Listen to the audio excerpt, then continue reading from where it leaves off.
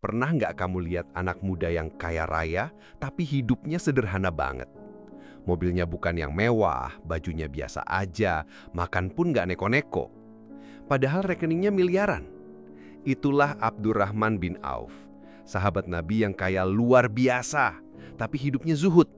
Artinya, dia nggak pernah jadikan harta sebagai tujuan hidup. Sebaliknya, harta dia jadikan alat untuk bantu orang lain. Abdurrahman bin Auf adalah sahabat Nabi Muhammad SAW, seorang pedagang ulung, pebisnis muda yang sukses sejak muda. Waktu Rasulullah berhijrah ke Madinah, beliau datang dengan tangan kosong. Tapi setelah beberapa waktu, beliau sudah punya kekayaan luar biasa. Gimana caranya? Begitu tiba di Madinah, Rasulullah mempersaudarakan Abdurrahman bin Auf dengan Sa'ad bin Rabi. Sa'ad yang kaya raya menawarkan setengah hartanya untuk dibagi dua. Tapi Abdurrahman menolak dengan halus. Dia bilang, "Tunjukkan aku di mana pasar." Dari situ, dia mulai berdagang dengan jujur, disiplin, dan penuh berkah. Tak lama kemudian, dia jadi pedagang besar. Untungnya besar, dagangannya berkah. Tapi, yang luar biasa adalah cara dia memperlakukan hartanya.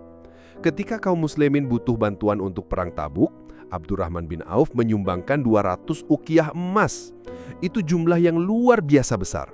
Dan Rasulullah pun tersenyum melihat kedermawanannya. Pernah suatu hari, Abdurrahman membawa keuntungan besar dari dagangannya. Ada rombongan kafilah dagang datang ke Madinah dengan 700 ekor unta penuh muatan. Kamu bisa bayangin, itu kayak 700 truk penuh barang.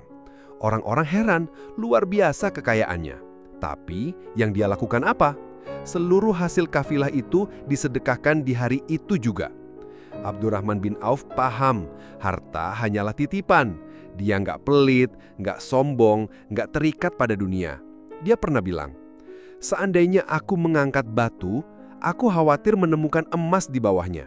Karena rezeki datang terlalu mudah kepadaku. Tapi justru karena itulah dia makin takut dunia menipunya. Makanya dia tetap hidup sederhana, makanan biasa, pakaian biasa, tapi amalnya luar biasa." Apa yang bisa kita pelajari? Pertama, kaya itu nggak salah, tapi jangan terikat sama dunia.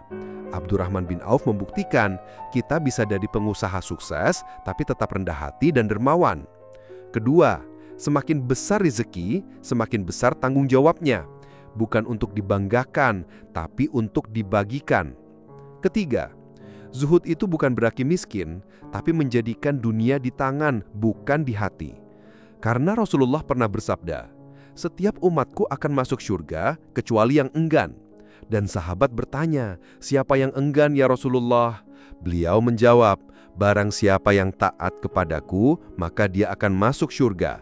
Barang siapa yang mendurhakaiku, maka dia telah enggan." Hadis riwayat Bukhari. Abdurrahman bin Auf adalah contoh nyata, orang kaya yang taat. Hatinya dekat dengan akhirat, meski kakinya berpijak di dunia. Semoga kita bisa meneladani beliau. Jika belum kaya, teruslah belajar dan berusaha. Jika sudah bercukupan, perbanyak sedekah dan jangan terikat harta. Karena sebaik-baik harta adalah yang ada di tangan orang beriman.